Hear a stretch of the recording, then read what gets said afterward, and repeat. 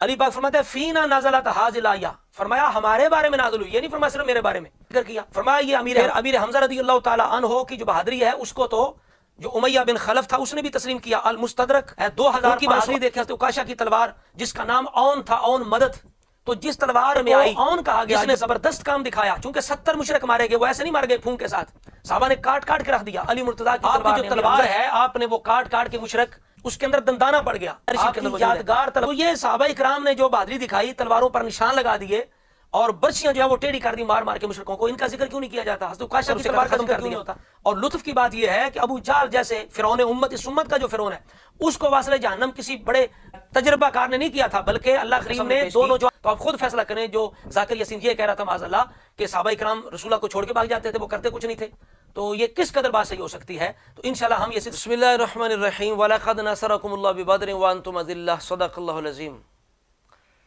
جانثاران بدر و احد پر درود، حق گزاران بیعت پہ لاکھوں سلام، ان کے آگے وہ حمزہ کی جاں بازیاں، شیر غران سطوت پہ لاکھوں سلام۔ ناظرین کرام، ہم آپ کے سامنے غزوات رسول میں صحابہ کرام کی جرت و بہادری کے واقعات پیش کرنا چاہتے ہیں۔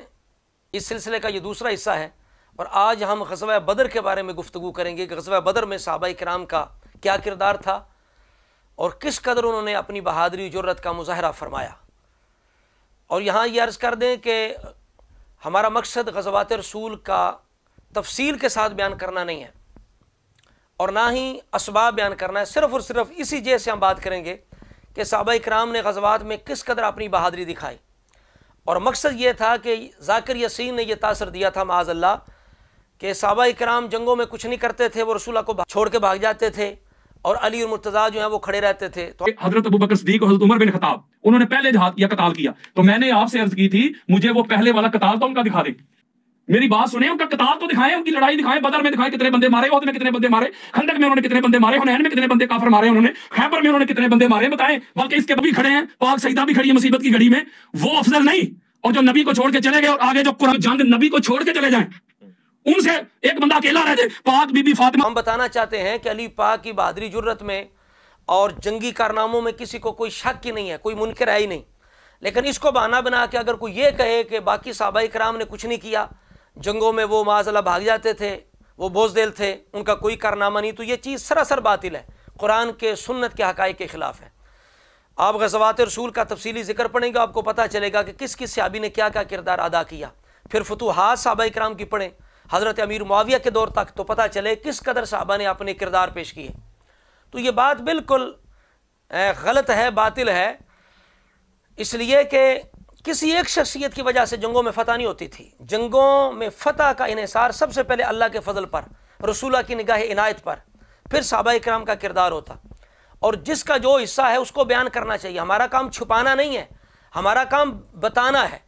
جس فرد نے جو بہادری دکھائی، جو کارنامہ کی، اسے سامنے لانا ہمارا حق بنتا ہے، چھپانا یہ مسلمان کی شان نہیں ہے۔ تو ان چیزوں کو آپ تفصیلی طور پہ پڑھیں، رسول اللہ کے مغازی، صحابہ کرام کے فتوحات، بچوں کو پڑھائیں، جمعے پر بیان کریں، فجر کے درس میں بیان کریں، تاکہ نوجوان کو پتہ چلے کہ مسلمان نے کس قدر عزت پائی، کس طرح اس نے ملکوں کے ملک فتح کیے، اور پھر ذلیل کیسے ہوا عیش و عشرت میں پڑھ کے۔ تو یہ ساری چیزیں نوجوانوں کے سامنے رکھیں، تاکہ آج کا نوجوان جو یہود و نصارہ کے طریقے پہ چلنا ترقی سمجھتا ہے اور اپنے خوش نصیبی سمجھتا ہے، اسے پتہ چلے کہ یہ ذلت ہے۔ اصل میں جو خوش نصیبی یا عزت ہے وہ جہاد کے اندر ہے، اللہ کے دین کو سر بلند کرنے کے اندر ہے۔ تو یہ چیزیں عوام کے سامنے لائیں۔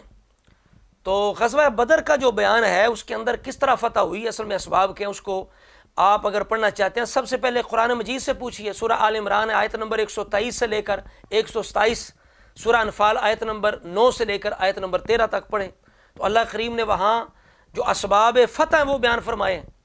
فرمایا وَلَقَدْ نَصَرَكُمُ اللَّهُ بِبَدْرٍ وَأَنْتُمْ أَذِلَّةٌ، اللہ نے بدر میں تمہاری مدد کی، تم بے سر و سما تھے، کمزور تھے، یعنی آلات جنگ تھوڑے ہیں، سواریاں تھوڑی ہیں، تم جنگ کے لیے نکلے نہیں ہو۔ مشرکین جو ہے وہ پوری تیاری کے لیے نکلے ہیں، وہ 3 گنا زیادہ ہیں، ان کے پاس آلات ہیں، کھانے کا سامان ہے، تمہارے پاس تھوڑا۔ اللہ نے پھر بھی مدد کی، آسمان سے فرشتے نازل کیے، بارش نازل فرمائی، اونگ نازل فرمائی، ٹھیک ہے، اور اسی طرح دلوں کو مطمئن کیا، اور شیطان کی جو ناپاکی اس کو دور کیا، مشرکین کے دلوں میں رعب پیدا کیا. یہ سارا کچھ اللہ نے ان آیتوں کے اندر بیان کیا. سورہ آل عمران، سورہ انفال، ان کو آپ تفصیلی دیکھیں. میں چونکہ خلاصہ پیش کر رہا ہوں، تفصیلی طور پہ پیش نہیں کر رہا. آپ خود مطالعہ کر کے پورے گھنٹے ڈیڑھ کا بیان تیار کر سکتے ہیں. اس کے بعد آپ کتاب المغازی بخاری شریف سے 3949 سے پڑھیں تو پتہ چلے کہ غزوہ بدر میں کس کس صحابی نے کیا کیا کردار ادا کیا. سب سے پہلے تو رسول اللہ نے مشورہ کیا، چونکہ جنگ لیے نکلے نہیں ہیں تو مہاجرین و انصار نے رسول اللہ کو بڑا اچھا جواب دیا. سب سے پہلے ابو بکر اٹھے، پھر عمر اٹھے، مقداد بن اسود، مقداد بن عمر، سعد بن معاذ، سعد بن عبادہ. ان صحابہ نے جو خوبصورت جواب رسول اللہ کو دیا وہ تاریخ کی کتابوں کے اندر، سیرت ابن حشام اس کے اندر، بخاری شریف کے اندر موجود ہے. انہوں نے کہا یا رسول اللہ ہم آپ کے ساتھ ہیں، آپ سمندر میں کہیں چھلانگ لگا دیں، برق الغماد تک چلے جائیں، ہم قوم موسیٰ کی طرح نہیں کریں گے کہ آپ لڑیں آپ کا رب، ہم آپ کے ساتھ ہو کے لڑیں گے، دائیں بائیں لڑیں گے، آپ کو خوش کریں گے. تو رسول اللہ نے جب یہ جواب سنا تو آپ کا چہرہ خوشی سے کھل اٹھا، چمک اٹھا. تو رسول اللہ کا مشورہ کرنا بتا رہا ہے کہ جنگ کا انحصار ایک شخصیت پر نہیں ہے. یہ بہت بڑا امتحان تھا، پہلی دفعہ تھی، بے سر و سامانی تھی، کمزوری تھی.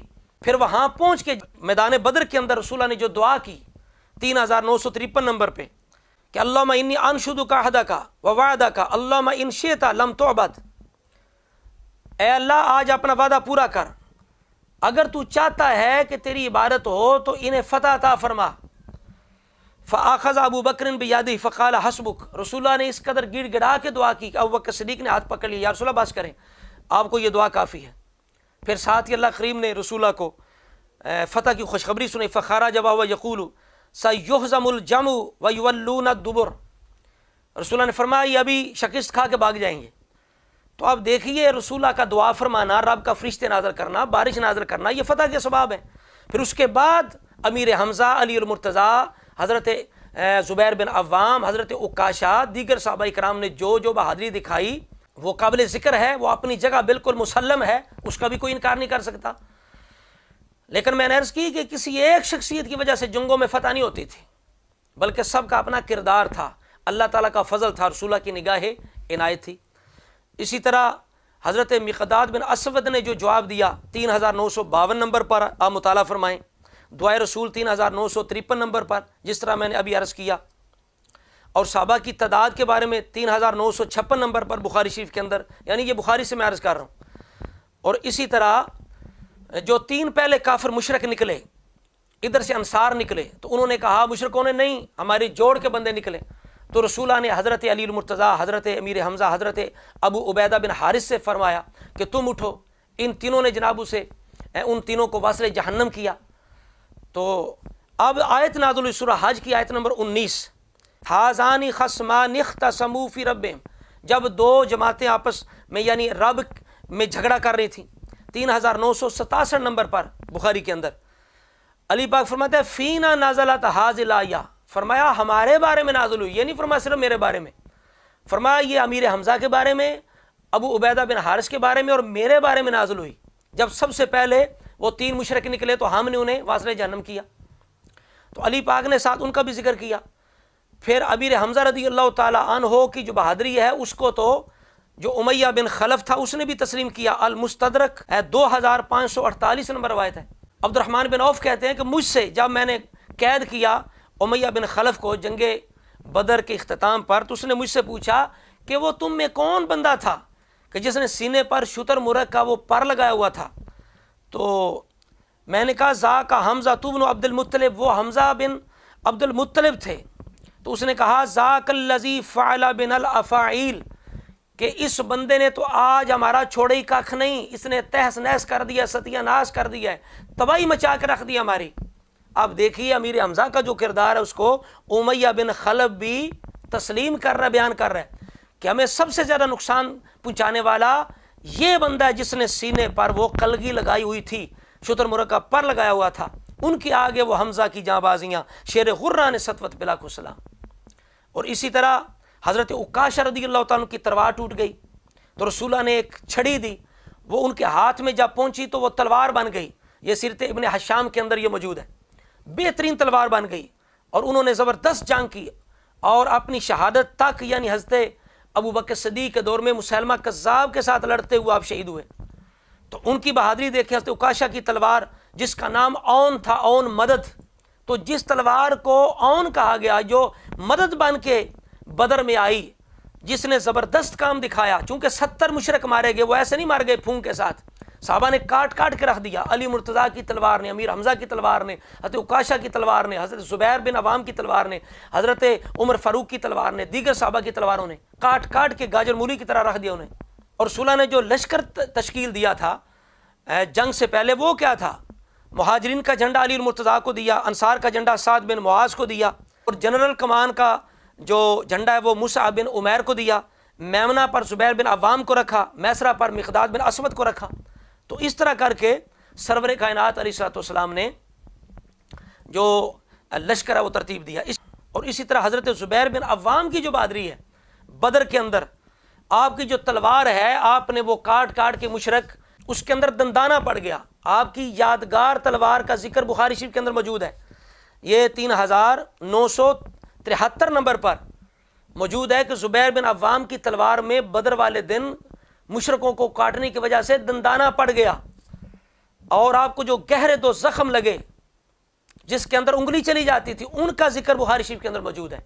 اسی طرح آپ نے جس برچے کے ساتھ مشرک جو سعید بن آس کا بیٹا عبید تھا، پوری طرح لباس لوہے کے لباس کے اندر تھا اور صرف آنکھ اس کی جو ہے وہ نظر آ رہی تھی، آپ نے اس طرح جناب صحیح باندھ کر وار کیا کہ برچھا جا کے سیدھا اس کے چہرے کے اندر جا کے پیوست ہو گیا، اور وہ اتنا زبردست لگا کہ آپ نے بڑی مشکل سے وہ نکالا اور وہ آگے سے ٹیڑھا ہو گیا. تو رسول اللہ نے ان کی حوصلہ افزائی کرتے ہوئے وہ برچھا اپنے پاس رکھ لیا یادگار کے طور پر.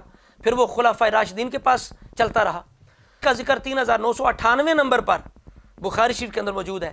تو یہ صحابہ اکرام نے جو بہادری دکھائی، تلواروں پر نشان لگا دیے اور برچیاں جو ہے وہ ٹیڑھی کر دی مار مار کے مشرکوں کو، ان کا ذکر کیوں نہیں کیا جاتا؟ حضرت عکاشہ کی تلوار کا ذکر کیوں نہیں ہوتا؟ حضرت زبیر بن عوام کی تلوار کا ذکر کیوں نہیں ہوتا؟ حضرت امیر حمزہ نے جو انہیں تباہ کر دیا، اس کا ذکر کیوں نہیں ہوتا؟ پھر رسول اللہ کی حفاظت پر کون متعین ہے؟ حضرت ابوبکر صدیق. جس طرح مولا علی فرماتے ہیں کہ ابوبکر صدیق نے رسول اللہ کا پہرا دیا، جو بھی مشرک آتا وہ اس کا رخ پیچھے کر دیتے. اور امیہ بن خلف جیسا جو مشرک ہے اس کو کس نے ختم کیا؟ حضرت بلال اور انصار نے مل کے. حضرت عبد الرحمن بن عوف رسول اللہ کے پاس لے جانا چاہتے تھے زندہ قید کر کے، لیکن حضرت بلال نے انصار سے مل کر اسے ختم کر دیا. اور لطف کی بات یہ ہے کہ ابو جہل جیسے فرعون امت، اس امت کا جو فرعون ہے، اس کو واصل جہنم کسی بڑے یعنی تجربہ کار نے نہیں کیا تھا، بلکہ اللہ کریم نے 2 نوجوانوں کے ہاتھوں اسے واصل جہنم کروایا، حضرت افراق کے بیٹوں کے ہاتھوں، معوذ اور معاذ کے ہاتھوں. تو آپ اندازہ لگائیں، یہ سارا کچھ بخاری شریف کے اندر لکھا ہوا ہے، سیرت کی کتابوں کے اندر لکھا ہوا ہے. ان چیزوں کو کیوں بیان نہیں کیا جاتا؟ حضرت جبریل علیہ السلام مجاہد بن کے آئے بدر کے اندر، گھوڑے پہ سوار ہو کے مجاہد کی شکل میں آئے. 3995 نمبر پر یہ روایت موجود ہے بخاری کے اندر. اور پھر غزوہ بدر والوں کی جو شان ہے، جس طرح اصحاب بدر کی شان ہے، اسی طرح ملائکہ بدر کی بھی شان ہے. یعنی جو ملائکہ بدر میں ان کی بھی شان اعلیٰ ہو گئی، جس طرح اصحاب بدر کی شان اصحاب میں اعلیٰ ہو گئی. اس کا ذکر بھی بخاری شریف کے اندر موجود ہے. 3983 نمبر پر اہل بدر کی یہ شان ہے، اے معلوم شئتم فقد وجبت لکم الجنہ، اب تم جو بھی کرو تمہاری مرضی، اللہ نے جنت تم پر لازم کر دی ہے. تو یہ میں نے بالکل خلاصتاً یہ چیزیں آپ کے سامنے پیش کی کہ اس تصور کا رد کیا جائے کہ جو یہ کہتے ہیں کہ صحابہ کرام کچھ نہیں کرتے تھے، وہ بڑے معاذ بزدل تھے، رسول اللہ کو چھوڑ کے بھاگ جاتے تھے. نہیں، یہ بالکل جھوٹ ہے، قرآن و سنت کے خلاف ہے، مسلمات کے خلاف ہے، باطل ہے. صحابہ کرام نے بدر کے اندر جو حضرت امیر حمزہ، حضرت زبیر بن عوام، حضرت عکاشہ، حضرت ابوبکر صدیق، اسی طرح حضرت علی المرتضیٰ شیر خدا اور دیگر صحابہ نے، اور اسی طرح حضرت افراق کے بیٹوں نے ابو جہل کو واصل جہنم کیا. تو یہ چیزیں میں نے خلاصتاً آپ کے سامنے پیش کی. پھر اللہ نے جو مدد کے اسباب نازل کیے، رسول اللہ نے جو گڑ گڑا کے دعا کی، مشورہ کیا صحابہ سے، یہ ساری چیزیں میں نے آپ کے سامنے پیش کی. تو آپ خود فیصلہ کریں. جو ذاکر یاسین یہ کہہ رہا تھا معاذ اللہ کہ صحابہ کرام رسول اللہ کو چھوڑ کے بھاگ جاتے تھے، وہ کرتے کچھ نہیں تھے، تو یہ کس قدر بات صحیح ہو سکتی ہے؟ تو انشاءاللہ ہم یہ سلسلہ آگے چلاتے جائیں گے. آپ ان چیزوں کو جمعہ کے موقع پر فجر کے درس کے اندر بچوں کے سامنے، نوجوانوں کے سامنے، عوام کے سامنے رکھیں، تاکہ ان کے اندر جہاد کا شوق بھی پیدا ہو اور صحابہ کرام کی بہادری جرت کے جو کارنامے ہیں وہ بھی ان کے سامنے آئیں. اور ذاکر یاسین جیسا کوئی بدبخت اگر کوئی آئندہ بات کرے کہ بھئی صحابہ کرام نے تو کی کچھ نہیں ہے، اس کے منہ پر یہ چیزیں ماری جائیں کہ یہ دین کیسے پہنچا؟ تمہارے بڑوں نے نہیں پوچھا، یہ صحابہ کرام کی قربانیوں کی وجہ سے انہوں نے دین زندہ کیا، بدر کے اندر، احد کے اندر، تبوک کے اندر، خندق کے اندر، خیبر کے اندر، اسی طرح اپنی فتوحات کے دور کے اندر حضرت ابوبکر صدیق سے لے کر حضرت معاویہ تک جتنی فتوحات ہوئی، صحابہ کرام نے کس قدر دنیا میں اسلام کو پھیلا دیا۔ جس طرح وہ ایک خوبصورت شعر ہے کہ جنہوں نے پاؤں کے نیچے ہے تاج کسریٰ روندا، جنہوں نے پاؤں کے نیچے ہے تاج کسریٰ روندا، وہ صحابہ محمد تھے، وہ تھے رب کی رضا والے۔